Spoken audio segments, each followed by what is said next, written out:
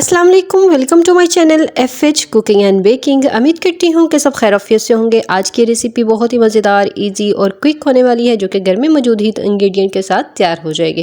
तो चलिए स्टार्ट करते हैं। यहाँ पे मैंने लिया है एक प्रेशर कुकर और उसके अंदर मैंने ऐड कर दिया है हाफ kg कीमा जो है यहाँ पे मैंने बीफ का लिया। उसके बाद मैंने इसके अंदर ऐड कर दिया है प्याज, जो कि मैंने एक अदद लिया है नॉर्मल साइज़ का। साथ ही मैंने इसके अंदर ऐड किया है टमाटर एक अदद नॉर्मल साइज़ का। उसके बाद इसके अंदर ऐड किया है मैंने ग्रीन चिली, जो कि मैंने 3 अदद ली थी। उसके बाद मैंने इसके अंदर ऐड की है half tablespoon red chili और साथ ही मैंने इसके अंदर ऐड की है हल्दी, जो कि मैंने 1 टीस्पून ली है। और साथ ही मैंने इसके अंदर ऐड कर दिया है सॉल्ट आपने कम यूज़ करना है, क्योंकि हमने ऑलरेडी इसके अंदर सॉल्ट इस रेसिपी के अंदर यूज़ किया हुआ है, जो कि मैं आगे जाकर आपको बताऊंगी। साथ ही हमने साबुत जो है गरम मसाला ऐड कर दिया है, जिसमें से हाफ जो है बादियाने का फूल आपने लेना है, एक इलायची लेनी है और साथ ही 2 जो है आपने टुकड़े लेने हैं दालचीनी के। उसके बाद इसके अंदर ऐड किया है मैंने 1 टेबल स्पून ज़ीरा जो है आपने हाथ के ऊपर मसल कर ऐड करना है। इससे हमारे पास जो है इसकी खुशबू जो है वो मेंटेन रहती है, खुशबू जो है बहुत ही ज़्यादा इसकी अच्छी आती है। उसके बाद मैंने इसके अंदर ऐड कर दिया है 2 प्याली पानी का। आप मेजरिंग कप से अगर लें तो 2 कप नॉर्मल चाय वाले कप बनते हैं, तो आपने 2 कप इसके अंदर पानी ऐड कर देना है। उसके बाद आपने इसको अच्छे से मिक्स करना है, ताकि जितने भी हमने इसके अंदर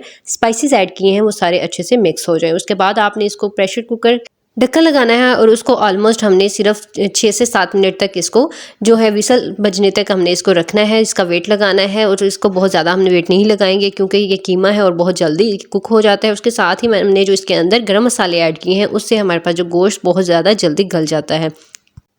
और इसी के साथ इस वीडियो में बहुत ही ज़्यादा आपको टिप एंड ट्रिक्स बताई जाएंगी, जो कि इस रेसिपी को बहुत ही ज़्यादा लजीज बना देंगी। तो आपने वीडियो को बिल्कुल भी स्किप करके नहीं देखना। तो जी अब यहाँ पे मैंने ले लिए हैं 1 kg जो है, यहाँ पे मैंने लिए हैं करेलों को जो है आपने पहले अच्छे से वॉश करना है। वॉश करने के बाद आपने ऊपर से हल्का सा इसका जो उभरा हुआ पार्ट होगा जो करेले के ऊपर, वो आपने रिमूव करना है। इसका बहुत ही ज़्यादा रगड़ के आपने इसके ऊपर से छिलके नहीं उतारने। उसके बाद आपने क्यूब शेप में इसको काट लेना है, नमक लगा के आपने इसको वॉश कर लेना है। सिंपल, बहुत ज़्यादा इस पर मेहनत आपको करने की ज़रूरत नहीं है।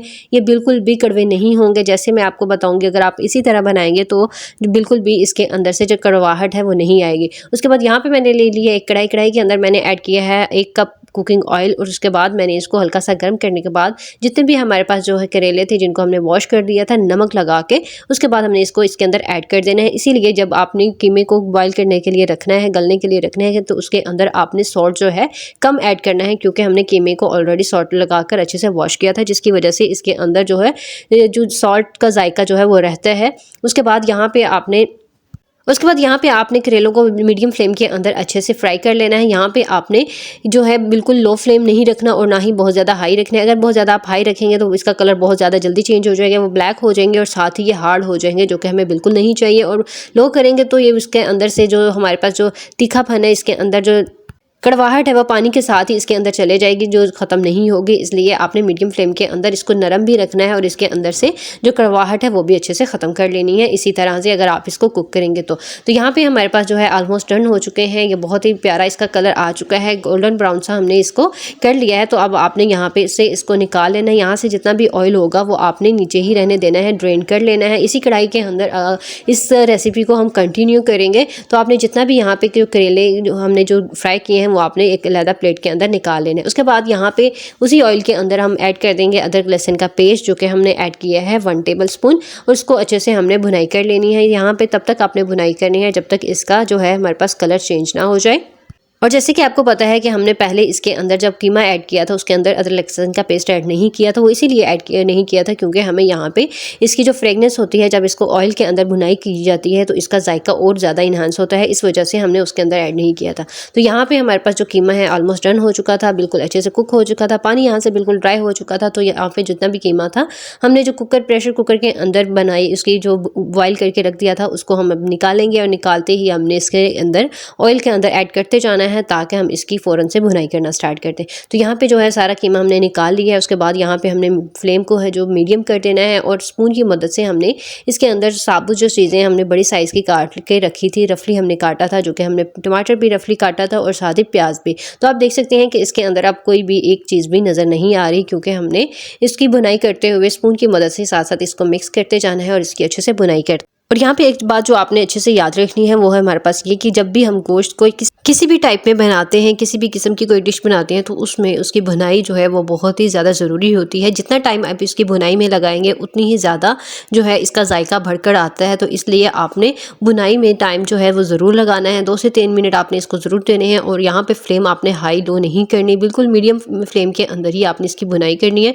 और तब तक इसकी भुनाई करनी है जब तक ये इसके अंदर से जो हमने ऑयल इसके अंदर डाला है वो अलग होना स्टार्ट ना हो जाए, अलग से ना नज़र आना स्टार्ट हो जाए। तो यहाँ पे इसको भुनाई करते हुए मुझे 2 से 3 मिनट हो चुके थे, तो इसमें से ऑयल जो है सेपरेट होना स्टार्ट हो गया था। तो यहाँ पे अब जो हम इसके अंदर ऐड कर देंगे करेले, जो कि हमने ऑलरेडी फ्राई करके रख दिए थे। तो अब यहाँ पे आपने कीमे के साथ करेलों को अच्छे से भुनाई करना स्टार्ट कर देनी है, ताकि जितने भी हमने इसके अंदर स्पाइसेस ऐड किए हैं वो करेलों के साथ अच्छे से जज़ब होना स्टार्ट हो जाए। और साथ ही हम इसके अंदर बहुत ही ज़्यादा इंपॉर्टेंट चीज़ें अब लास्ट पे इसके अंदर ऐड करेंगे, जो कि मैं साथ साथ आपको बताती जाऊँगी, जो कि आपने बिल्कुल लास्ट पे ही ऐड करनी है। स्टार्ट में आपने या पहले इससे पहले आपने ऐड नहीं करनी। और यहाँ पे हम ऐड करेंगे इसके अंदर एक बड़ा साइज़ का प्याज, जो कि मैंने रफली काट कर रख दिया था। और उससे पहले अगर आपने अभी तक मेरे चैनल को सब्सक्राइब नहीं किया तो जल्दी से सब्सक्राइब कर दीजिए, और साथ ही बेल आइकन को भी ज़रूर ऑन किया करें, ताकि ऐसी बहुत सी ईजी झटपट बन जाने वाली रेसिपीज़ का नोटिफिकेशन सबसे पहले आप ही को मिले।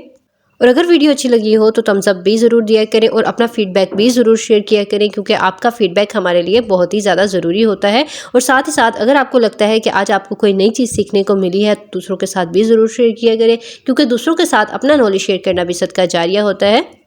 तो जब यहाँ पे मैंने जो है प्याज जो है ऐड कर दिया है, यहाँ पे मैंने रफली काटा था, ये बहुत ज़्यादा बारीक बहुत ज़्यादा मोटा नहीं है।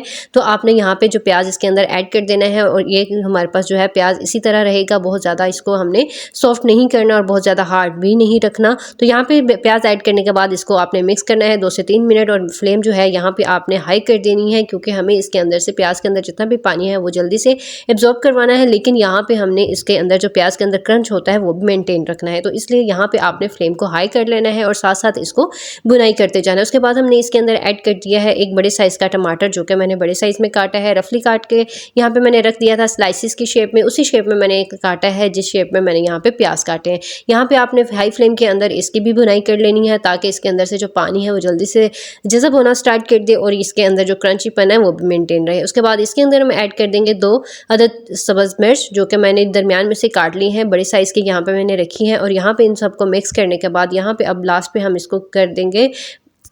फ्लेम को बिल्कुल दम वाली जो है आंच पे हमने रखना है यहाँ पे। तो दम वाली आंच पे आपने फ्लेम को रख देना है, ताकि अब जो है हम इसको दम पे रख दें। तो यहाँ पे बिल्कुल आपने स्टेबल करने के बाद बिल्कुल एक जैसा आपने यहाँ पे यकसा कर लेना है, जितने भी हमने इसके अंदर लास्ट पे इंग्रेडिएंट्स ऐड किए हैं। उसके बाद ऐड करने के बाद आपने इसके ऊपर कवर करना है। कवर करने के बाद आपने इसको 3 से 4 मिनट के लिए आपने रख देना है, बिल्कुल दम वाली फ्लेम के अंदर ही रखना है। यहाँ पे फ्लेम आपने हाई मीडियम नहीं करना, बिल्कुल दम वाली फ्लेम पे रखना है। तो यहाँ पे 3 से 4 मिनट हो चुके थे। उसके बाद यहाँ पे आप देख सकते हैं इसकी खुशबू बहुत ही ज़्यादा अच्छी आ रही थी, इसका कलर भी बहुत ज़्यादा अच्छा आ रहा था, इसका टेस्ट जो है वो बहुत ही ज़्यादा यमी था।